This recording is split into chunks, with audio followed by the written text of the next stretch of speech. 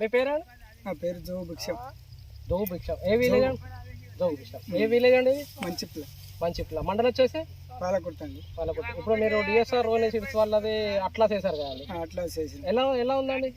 ఎలా ఉందంటే 30 నుంచి 33, 34 క్వింటాల దాకా వెళ్ళిందండి. వరకు కోసిన ఎకరం అంతా. ఎంత వేసిల్లు మీరు? 2 ఎకరాలు. 2 ఎకరాలు వేసిల్లు. ఆల్రెడీ 1 ఎకరం కోసం మీకు ఆల్రెడీ అందులో 32 క్వింటాలు వచ్చింది. 32, 33 క్వింటాలు వచ్చింది. ఇప్పుడు మిగతా ఇది ఉంది ఉన్నదండి. ఇది ఆల్రెడీ ఇవాళ రేపు వస్తారా దీన్ని? రేపు వద్దాం. అంటే దీనికి ఏమైనా 5 మందులకి ఇట్లా వాడినా? ఏం తక్కువనండి. ఏం తక్కువ సార్, తక్కువ పెట్టాం. ఆయన కూడా మంచి దిగుబడి ఉంది, మంచి అది ఉంది మీకు. అంటే మీరు వేసినంత వరకు ఎట్లా ఉందండి ఇప్పుడు మీతో? ఇప్పటి వరకు ఇప్పుడు ఆ దొడ్డు మన 10 కన్నా ఇదే జర బాగా అనిపిస్తుందండి. ఇప్పుడు ఇక్కడ పెట్టిన దానికన్నా దీనికి అట్లాసు జర మంచిగా దిగుబడి వచ్చినట్టు అనిపిస్తుందండి.